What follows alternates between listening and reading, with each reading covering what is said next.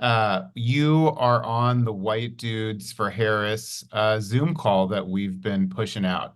And I'll start by really addressing the elephant in the room, which is a lot of people feel and felt uncomfortable about the call. And I think that's understandably so. You know, throughout American history, when white men have organized, it was often with pointy hats on. And so I think that discomfort, I think the skepticism is understandable.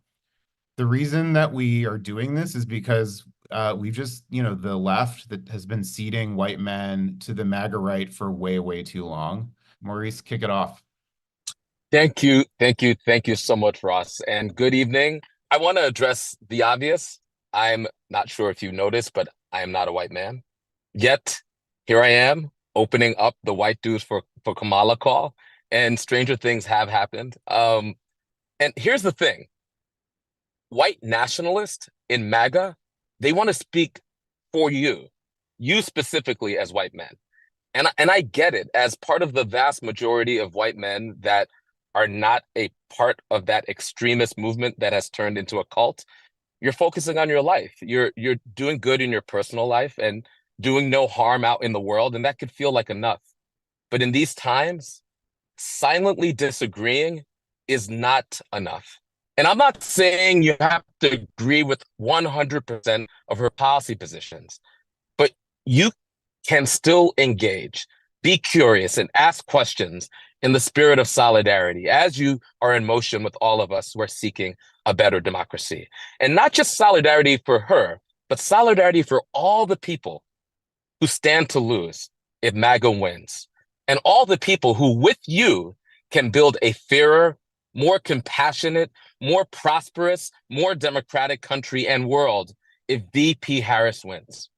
I'm inviting you all to get information with the pro-democracy forces uniting against fascism and uniting across all differences, a coalition that includes Black men and women and LGBTQ folks and labor unions and people like me who want an arms embargo to stop the war in Gaza, and people like me who care deeply about public safety and police accountability, and people like others who want to protect reproductive rights, and everybody of good conscience in between.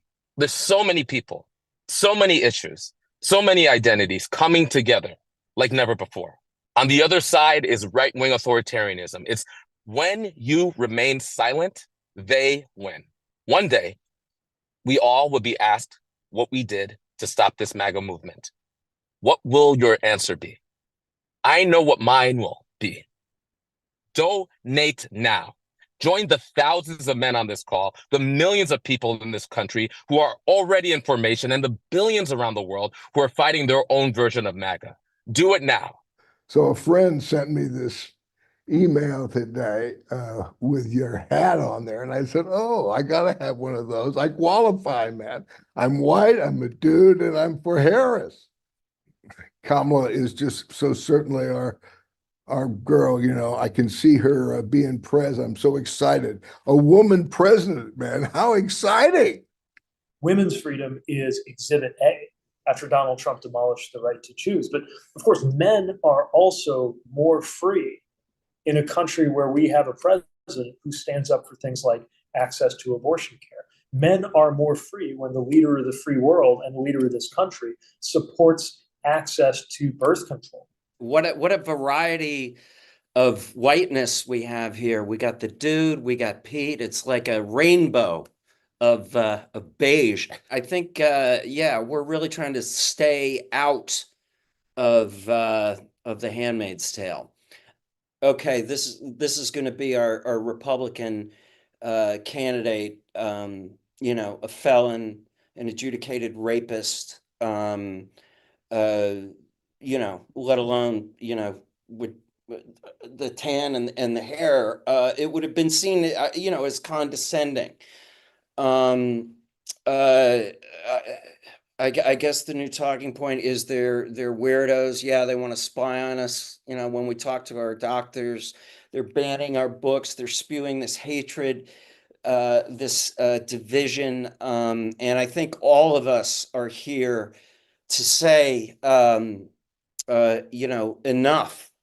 I got to be honest that when I'm invited to an event with a name like White Dudes for Harris, it doesn't usually sound like something I would join, but this is a terrific cause. And I'll keep my remarks short. I know that we have a lot of speakers. And afterward, of course, there's another Zoom that I invite you all to called Couches Against Trump, better known as CATS.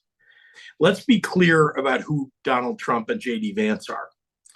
Donald Trump is a 34-time convicted felon, an adjudicated rapist, and a congenital liar. He's a fraud. And J.D. Vance is his mini-me. I even created my own cognitive test that describes the two of them. Sofa, dolphin, shark, cats, convict. And he seems completely unwilling to couch his disdain for women.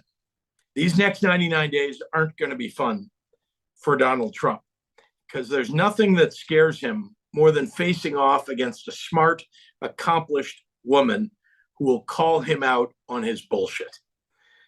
I'm not sure if you guys can recall that feeling you had on the night of Tuesday, November 8th, 2016.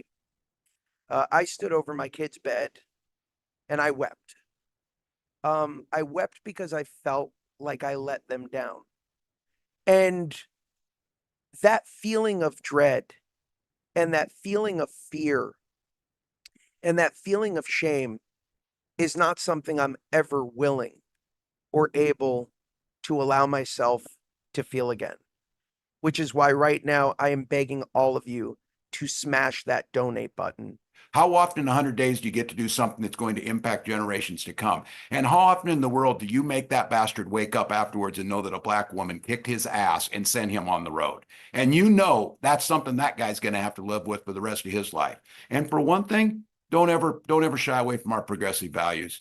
One person's socialism is another person's neighborliness. Just do the damn work. I want to be standing in that day in November when we're playing for the big one, and I'll take us. And again, keep hammering on these guys. This idea of calling them out for who they are, shrink them. Is he a danger to society? Yes. Is he a danger to women's health? Yes. Is he a danger to world peace? Yes. But don't give him more credit than he needs. He's just a strange, weird dude, as we've been saying.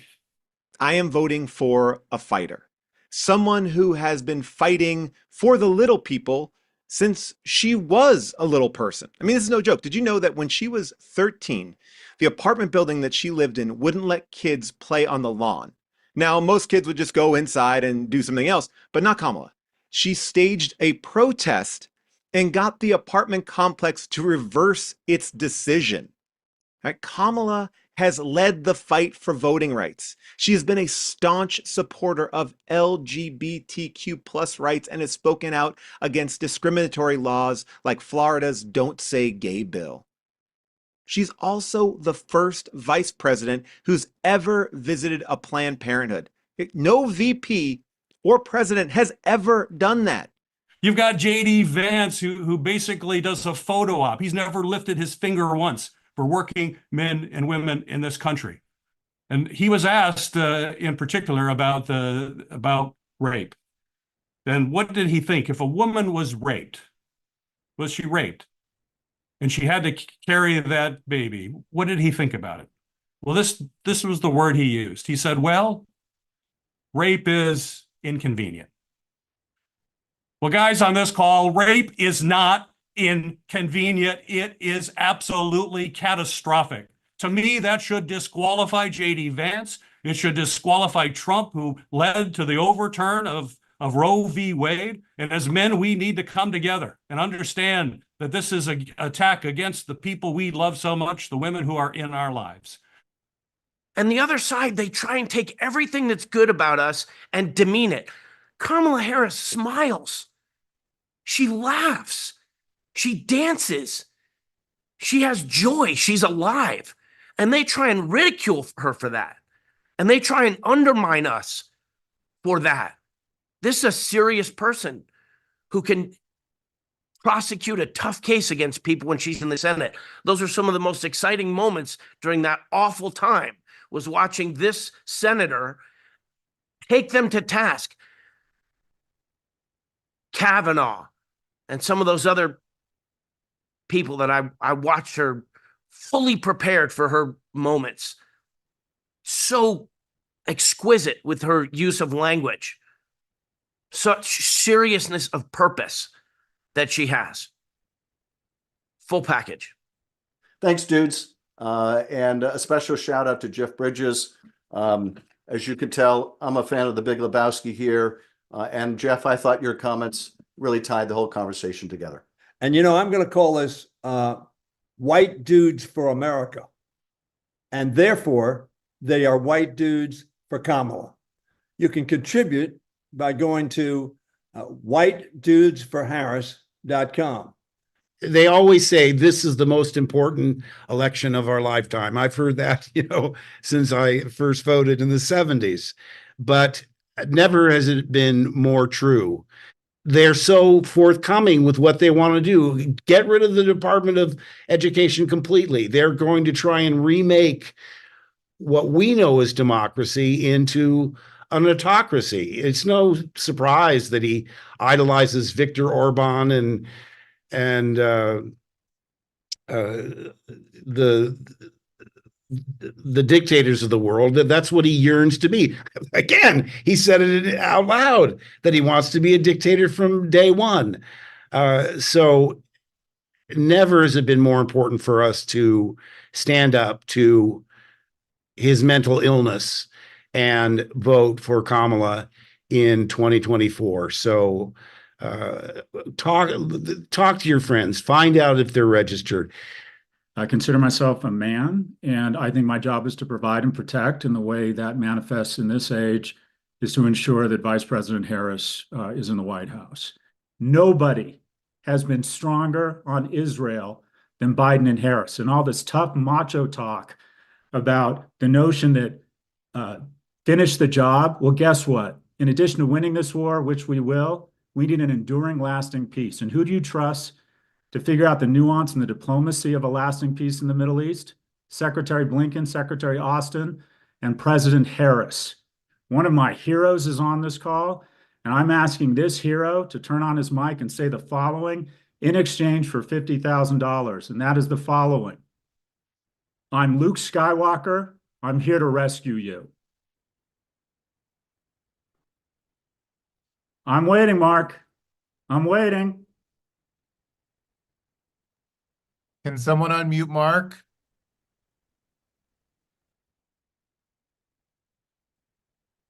Can we unmute him?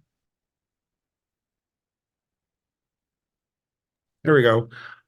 I'm Luke Skywalker, and I'm here to rescue you, Mr. Galloway. You've got it. Thanks very much. I'll finish where I ended. My name is Scott Galloway.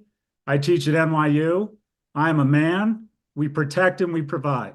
That is what we do. So I know tough. And you know who's tough? It's Kamala Harris.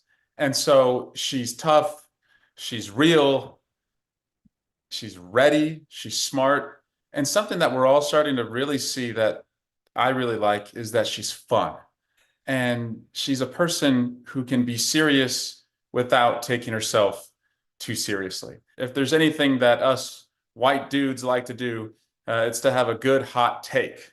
Recently, I walked in a parade in my hometown of Dublin, California, and we always pass out rubber duckies in every parade. It was the first parade that I asked my children to join me. And so I had my 7-year-old and my 5-year-old, they're working the parade, they're passing out duckies. And my 7-year-old Nelson walks up to a little girl to give her a little rubber ducky with the campaign logo on it. And as she hands the girl the ducky, this older guy standing behind her, who I think is probably her dad, looks at my son and he says, "We're for Trump." And my son looks at me and then he looks back at the guy and he said, "Who's Trump?"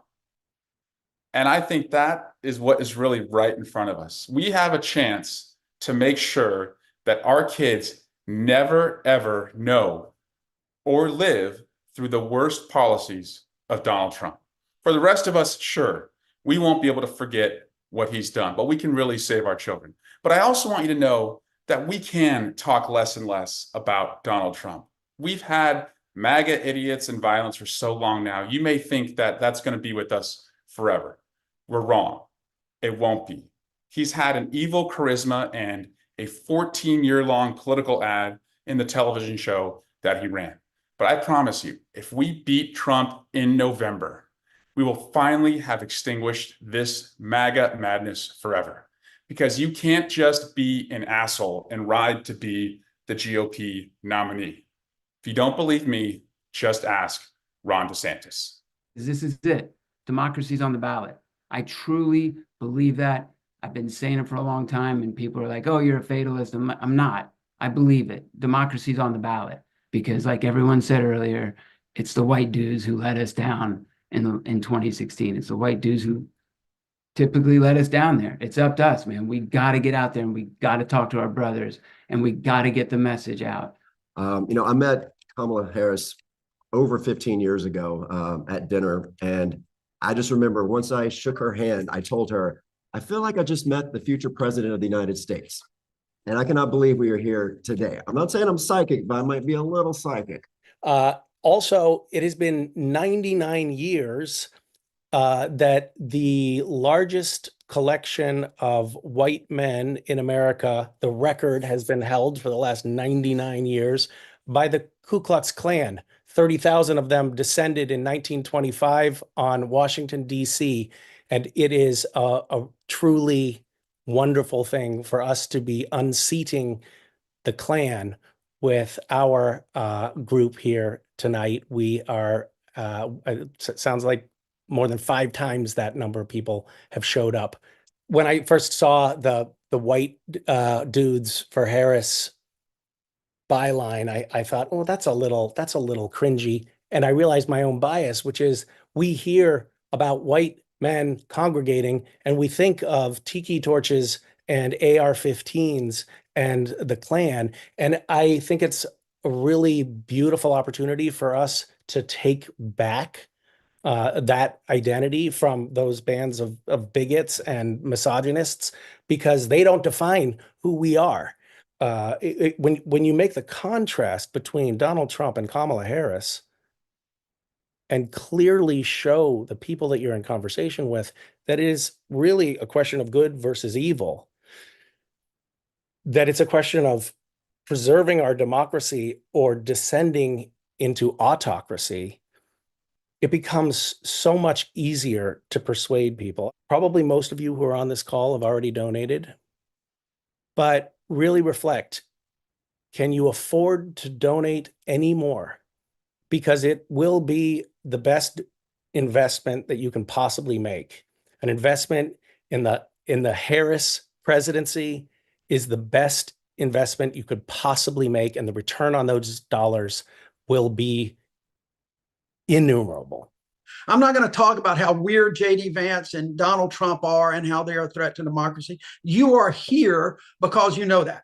And you've heard incredible speakers outlining time and time again all of the things. That's why we are all here. That can be pretty dejecting to see the splits in this country and the other side being so dominated by a guy who wants to be a dictator on day one.